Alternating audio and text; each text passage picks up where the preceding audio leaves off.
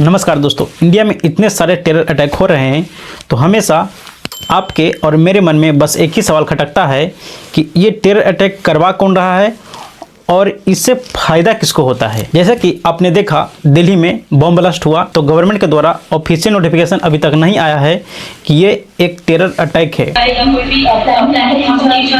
हम सभी एंगल्स को ओपन रखकर सभी चीजें जांच कर घटना किस कारण से हुई गवर्नमेंट के द्वारा उसको बताया जा रहा है अभी कि वो एक इंसिडेंट है, वो एक घटना है, उसको टेरर अटैक नहीं बताया जा रहा है क्योंकि टेरर अटैक और इंसिडेंट यानी घटना दो वर्ड जो है ये दोनों बोलने में आसमान ज़मीन का अंतर है।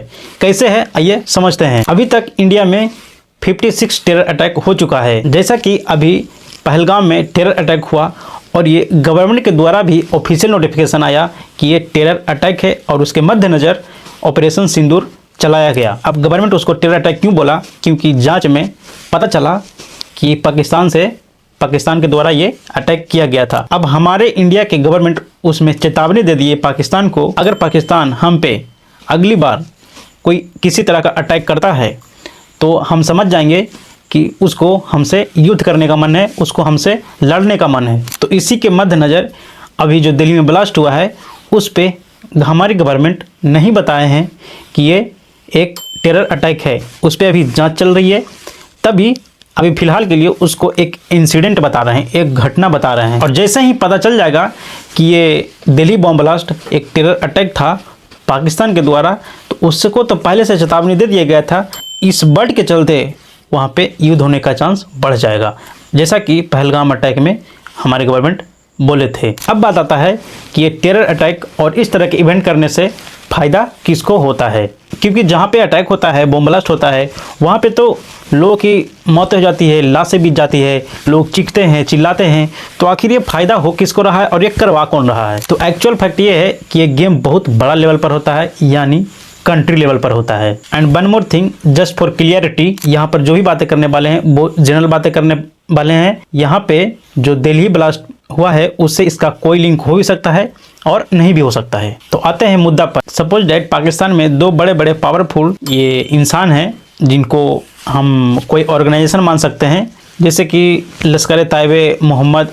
इन दोनों के बीच वहाँ पे ये चलता है कि सबसे ज़्यादा पावरफुल कौन है।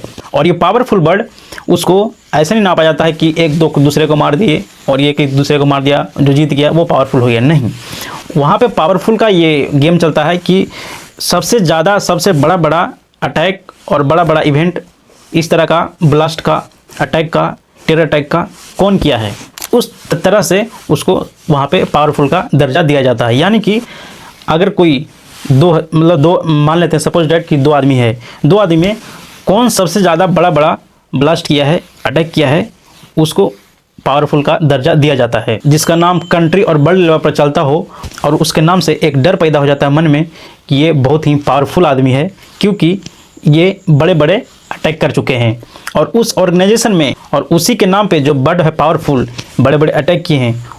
तो कुछ उस ऑर्गेनाइजेशन में कुछ लोग उसमें जुड़ते हैं जो ऐसा माइंडसेट रखते हैं। कुछ अटैक करने के लिए, किसी भी कंट्री में कुछ बड़ा अटैक करने के लिए वहाँ पे ऑर्गेनाइजेशन को 5-5 साल तक प्लान करना पड़ता है किसी भी बड़ा अटैक करने के लिए।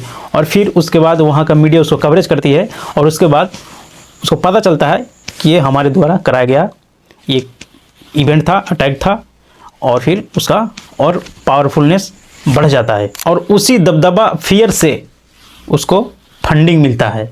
अब ये फंडिंग कौन देता है? फॉरेन एस्टिमेटिव सिंपैथाइजर जो इस आइडियोलॉजी को फॉलो करता है, वो इसको फंडिंग करते हैं मिडिलमैन के थ्रू। अब मैं यहाँ पे किसी भी कंट्री का नाम नहीं लूँगा, लेकिन आप ये बात समझिए कि बहुत सारी कंपनी ऐसी है जिसको ये ब्लास्ट से, ये अटैक से उसको फ़ायदा पहुँचता है, प्रॉफिट होता है, तो वो उन्हें इनडायरेक्टली मिडिलमैन के थ्रू फंडिंग करते हैं, पैसा देते हैं। और बहुत सारी कंट्री भी है जिससे इसका फ़ायदा होता है। जैसा कि किसी भी कंट्री में अगर अटैक होता है तो वहाँ पे एक दूसरे कंट्री को ब्लेम करती है। यहाँ पे मैं किसी भी स्पेसिफिक कंट्री का नाम नहीं लूँगा। जैसे जिस कंट्री में अटैक हुआ तो वो दूसरे कंट्री से वहाँ से लड़ाई शुरू हो जाता है, लड़ जाते हैं और उसी टाइम पे वेपन्स बार का सिचुएशन बन जाता है और उस बार से अदर कंट्री फ़ायदा उठा लेते हैं। मैं बार बार कंट्री वर्ड का यूज कर रहा हूँ, इसका मतलब आप समझिए कि ये गेम बहुत बड़ा लेवल पर होता है, जिससे कंट्री की आपस में वेपन्स की डील बढ़ती है और इस तरह से प्रॉफिट बनाते हैं। और इसी तरह से यहीं पे टेररिस्ट का पावर को यूज किया जाता है और उसको फंडिंग किया जाता है, जिससे कंट्री को भी फ़ायदा होता है। इसलिए जिस कंट्री में ऐसा इवेंट होता है, ऐसा अटैक होता है, ऐसा ब्लास्ट होता है, तो बिना जांच किए उसको टेरर अटैक नहीं बोलते हैं। तो वीडियो अच्छा लगा हो तो अपने दोस्तों के साथ शेयर जरूर करें और ऐसे इंटरेस्टिंग वीडियो के लिए सब्सक्राइब कर लीजिए। मिलते हैं फिर नेक्स्ट वीडियो में।